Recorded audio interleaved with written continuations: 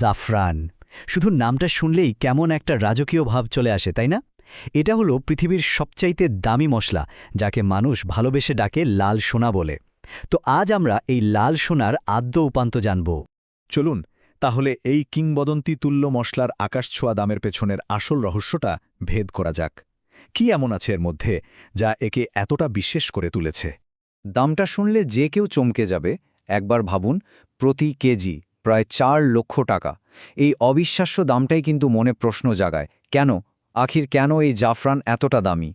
এর উত্তরটা কিন্তু কোনো গুপ্তধনের সিন্ধুকে নেই, বরং এটা লুকিয়ে আছে মাঠে ফোটা একদম বিশেষ, খুব নাজুক একটা ফুলের ভেতরে।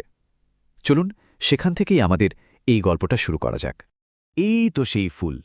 এই সুন্দর বেগুনি রঙের ক্রকাস স্যাটিফাস ফুল থেকেই কিন্তু জাফরান আসে। তবে সবচেয়ে অবাক করার মতো বিষয় হল, প্রত্যেকটা ফুল থেকে পাওয়া যায় মাত্র ৩টে। হ্যাঁ, ঠিকই শুনেছেন, মাত্র ৩টে লাল সুতো। ভাবা যায় ব্যাপারটা? আর এখানে কোনো মেশিন বা প্রযুক্তির কিন্তু কোনো সুযোগই নেই। মানে ফুলটা তোলা থেকে শুরু করে সেই ফুল থেকে অতি সাবধানে ৩টে সুতো আলাদা করা পর্যন্ত সবকিছুই করতে হয় মানুষের হাতে। এটা যে কি পরিমাণ ধৈর্য আর দক্ষতার কাজ তা বলে বোঝানো কঠিন।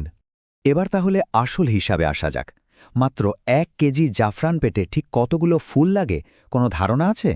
শুনলে অবাক হবেন, প্রায় ১.৫ লক্ষ ফুল। এর পেছনের শ্রমের গল্পটা তো আরও অবিশ্বাস্য। এই বিশাল পরিমাণ ফুল সংগ্রহ করে তা থেকে সুতো বের করতে একজন শ্রমিকের লেগে যায় ৪০ ঘণ্টারও বেশি, মানে প্রায় একটা গোটা কর্মসপ্তাহের সমান সময়। তাহলে পুরো সমীকরণটা কি দাঁড়ালো?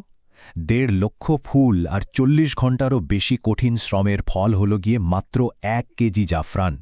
এখন নিশ্চয়ই পরিষ্কার হচ্ছে এর দাম কেন আকাশছোঁয়ার। দামের কারণটা তো না হয় বোঝা গেল, কিন্তু হাজার হাজার বছর ধরে এর যে তুমুল জনপ্রিয়তা, এর পিছনেও কিন্তু একটা বিশাল আর সমৃদ্ধ ইতিহাস আছে। চলুন এবার সেই গল্পে একটু ঢু মারা যাক।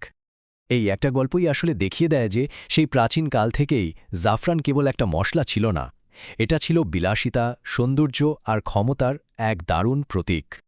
এই টাইমলাইনটা একবার দেখুন।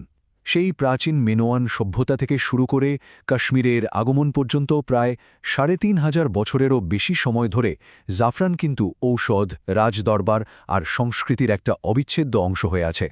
আচ্ছা, হাজার হাজার বছর ধরে এই যে এত দাম, এত কদর, এর কিন্তু একটা খারাপ দিকও আছে, আর সেটা হলো নকল জাফরান।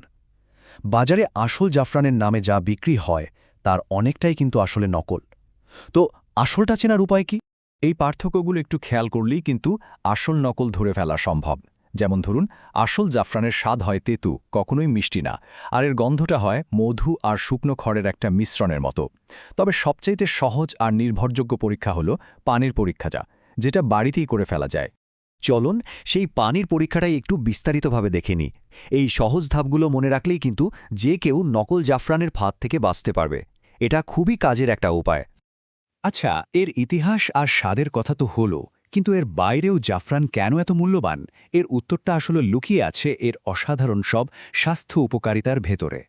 মজার ব্যাপার হলো, আধুনিক বিজ্ঞান এখন সেই সব ঔষধি গুণাবলীই প্রমাণ করছে যা প্রাচীন সভ্যতাগুলো হাজার হাজার বছর আগে থেকেই জানত। স্মৃতিশক্তি বাড়ানো থেকে শুরু করে ক্যান্সার প্রতিরোধ পর্যন্ত এর উপকারিতার তালিকাটা কিন্তু সত্যিই অনেক লম্বা। জাফরানের এই যে আকাশছোঁয়া দাম আর কঠিন চাষ পদ্ধতি, বিজ্ঞানীরা কিন্তু এখন এর সমাধান খুঁজছেন। আর সেই গল্পেরই একটা নতুন অধ্যায় লেখা হচ্ছে আমাদের নিজের দেশে। শেরেবাংলা কৃষি বিশ্ববিদ্যালয়ের গবেষকরা নিয়ন্ত্রিত পরিবেশে জাফরান চাষে সফল হয়েছেন, যা ভবিষ্যতের জন্য এক বিশাল সম্ভাবনার দরজা খুলে দিয়েছে। সব মিলিয়ে দেখলে জাফরান আসলে শুধু একটা মশলা হয়ে থাকে না, এটা হয়ে ওঠে সংস্কৃতি, মানুষের শ্রম আর বিজ্ঞানের এক অসাধারণ মেলবন্ধন। এই লাল সোনার গল্পটা আমাদের এটাই শেখায় যে কিছু জিনিসের মূল্য আসলে শুধু টাকা দিয়ে মাপা যায় না, এর পেছনে জড়িয়ে থাকে হাজার বছরের ইতিহাস আর মানুষের অক্লান্ত পরিশ্রম।